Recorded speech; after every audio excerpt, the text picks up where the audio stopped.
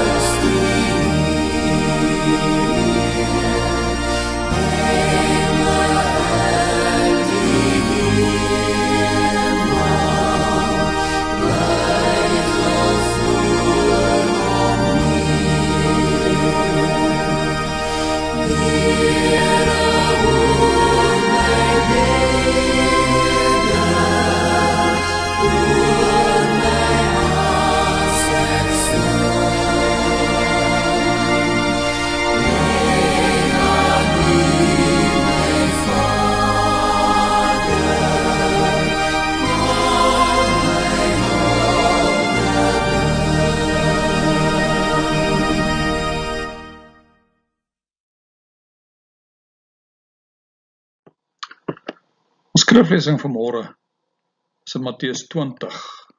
Ons lees van vers 29 af en ons lees tot by hoofstuk 21, vers 11. Toe hulle uit Jerigo uitgaan, het 'n groot menigte Jesus gevolg.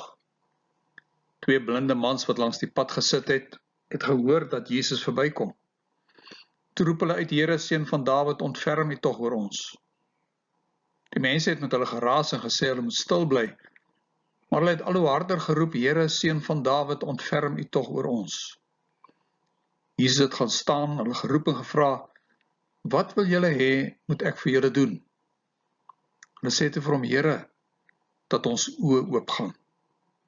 Jesus het hulle innig jammer gekry en hulle oë aangeraak. Dadelik kon hulle sien en het hulle hom gevolg. Toe hulle naby Jerusalem kom en Betfage aan die Olyfberg bereik, het Jesus 2 disippels vooruitgestuur en vir hulle gesê: Gaan na die dorpie daar reg voor julle. En net soos julle inkom, sal julle daar 'n donkie kry wat vasgemaak is en 'n vul by haar. Maak haar los en bring hulle vir my. En as iemand vir julle iets daaroor sê, antwoord dan: Die Here het hulle nodig en hy sal hulle gou weer terugstuur. Dit het gebeur sodat die uitspraak van die profeet vervul sou word. Sê vir Sion, kyk, jou koning kom na jou toe.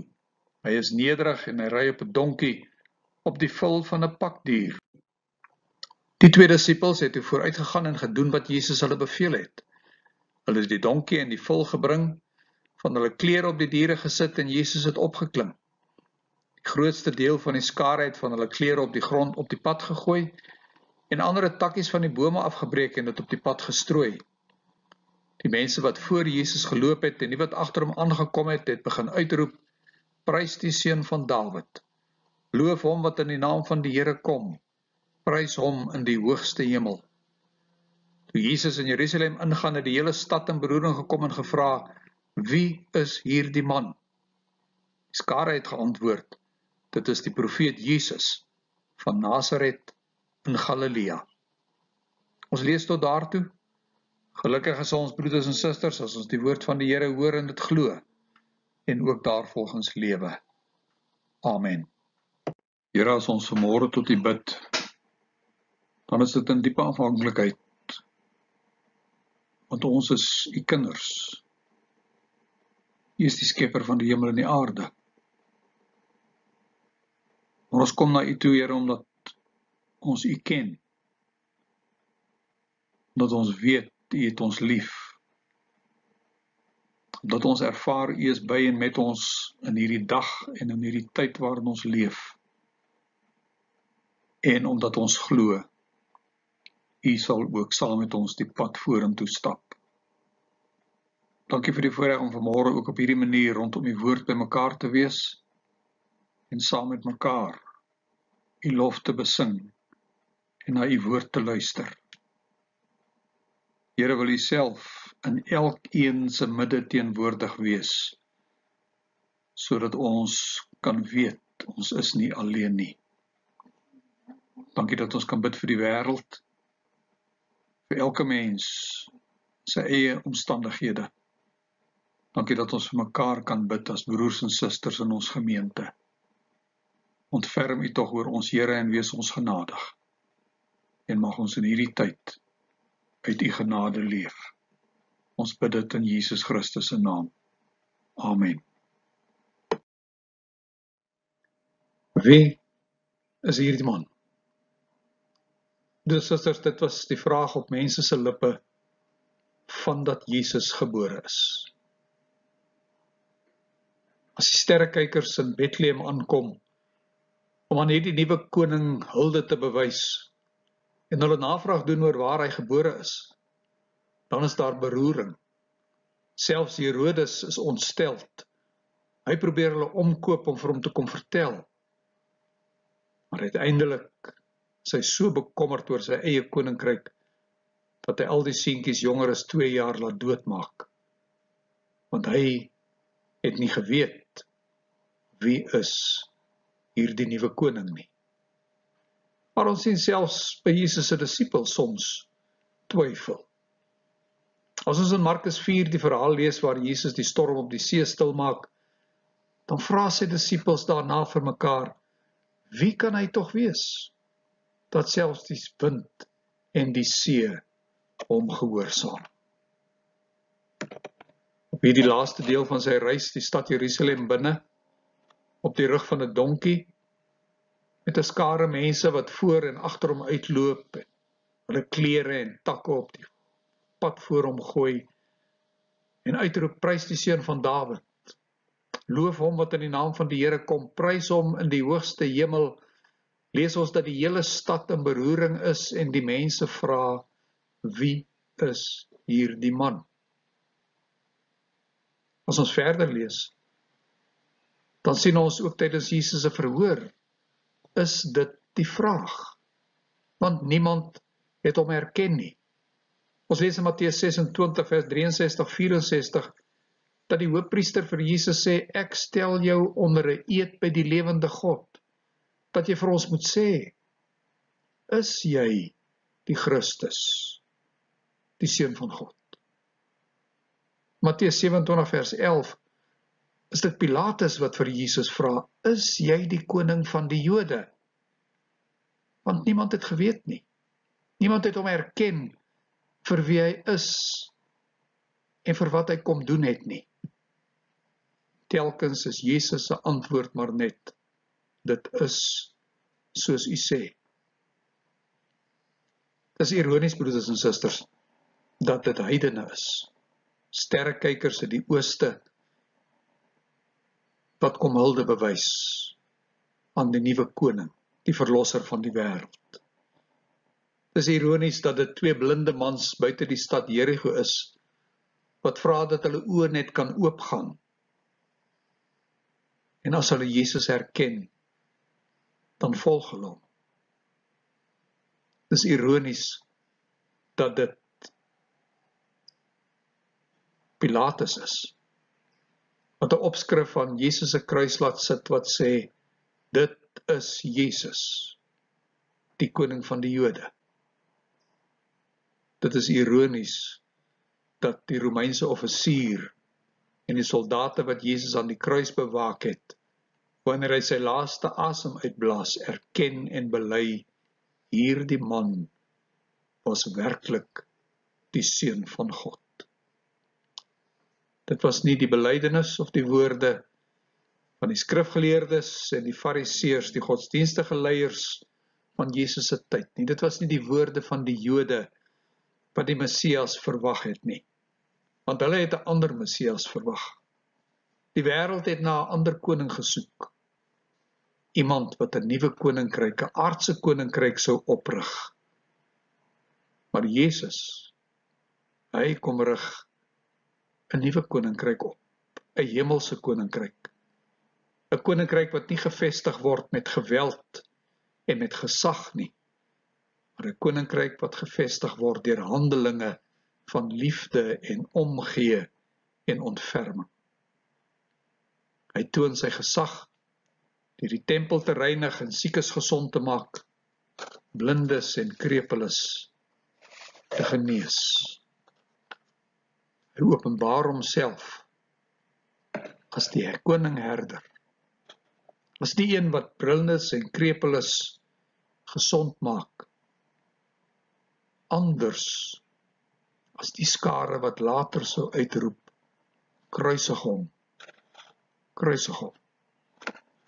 En nou is die vraag, op hierdie Palmsondag en in die tyd waarin ons leef, vir my en vir jou, erken ons vir Jesus?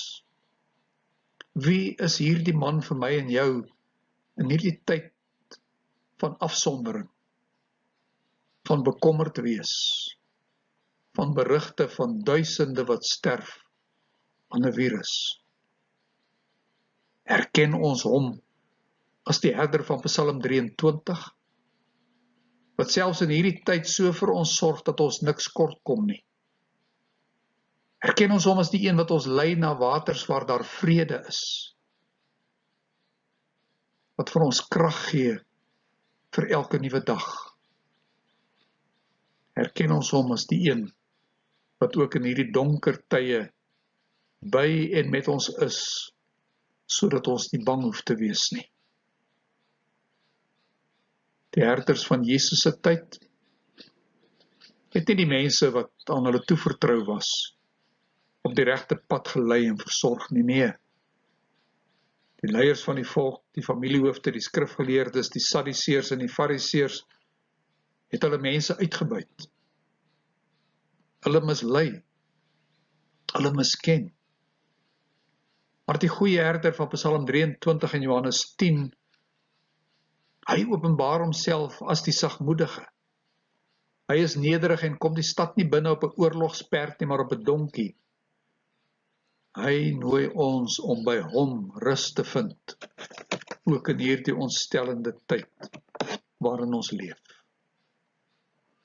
Wie is hierdie man vir my en vir jou? Ken ons hom?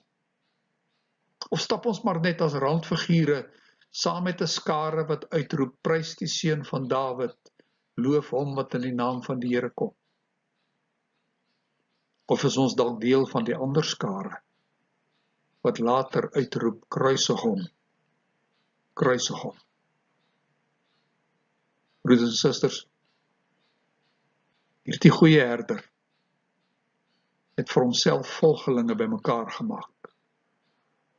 En sy volgelinge moet nou in hierdie nuwe wêreld en in die tyd waarin ons leef, as herders optree wat sonder klere is, klee, wat hulle wat honger is, kos gee, wat aan vreemdelinge herberg gee en wat die wat in die gevangenis is besoek, en hulle wat dors het, iets te drinke te gee, sê Jesus in Matteus 25. As ons Jesus herken en erken as die koning van die Jode en as die seun van God, moet ons weet, hy het ons aangestel en ons gestuur om juis in tye soos hierdie vir die weerloses en hulle wat hulp beleef en ervaar, goeie herders te wees.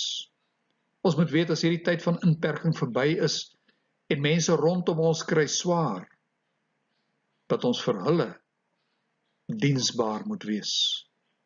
Dat ons na hulle moet uitreik, dat ons aan hulle die liefde van God moet bewys. Nie net met woorde nie, maar ook met harte en hande wat getuig van barmhartigheid en van omgee en van God se liefde. Mag ons in hierdie tyd, in hierdie volgende week, op pad na die kruisiging van Jesus Christus toe, met die woord besig wees sodat ons hom al meer sal kan ken. Ons sal herken as die koning van die konings en die Here van die heersers. Dat ons die antwoord sal ken op hierdie vraag: wie is hierdie man?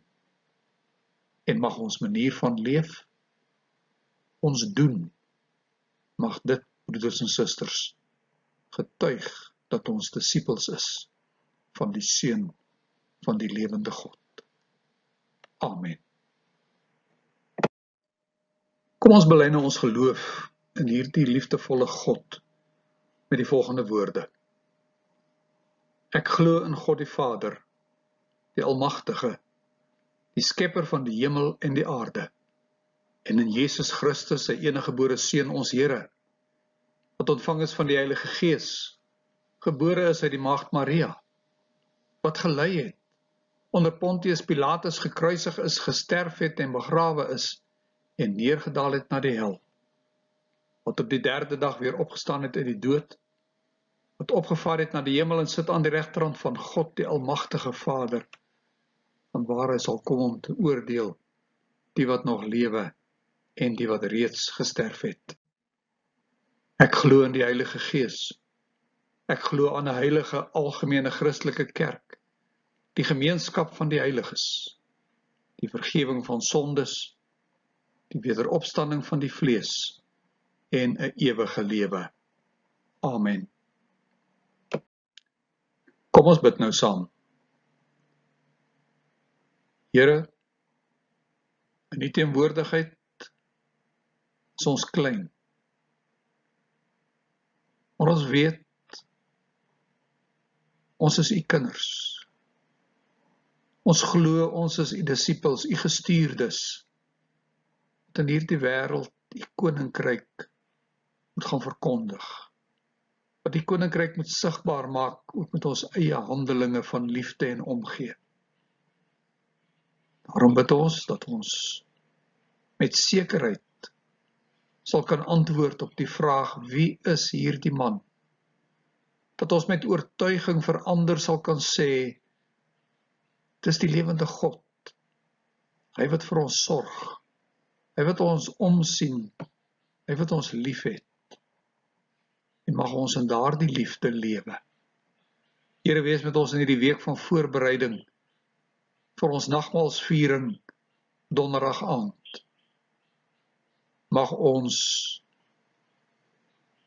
nederig ons sonde skuld erken en bely, ons aandadigheid aan u kruis.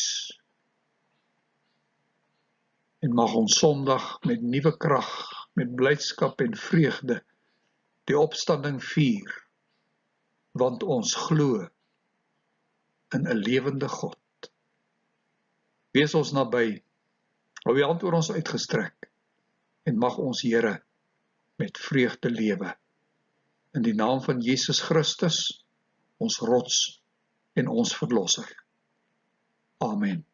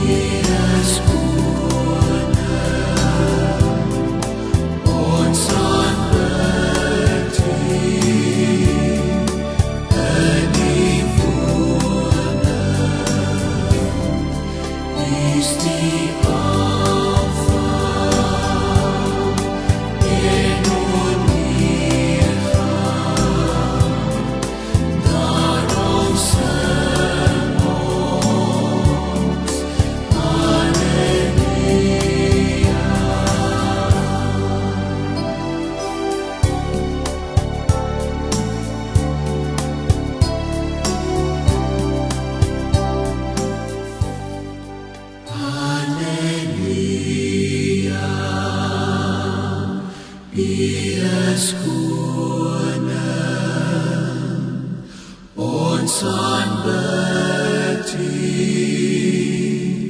in U woning. U is die Alpha en Omega. Daarom sing ons Halleluja.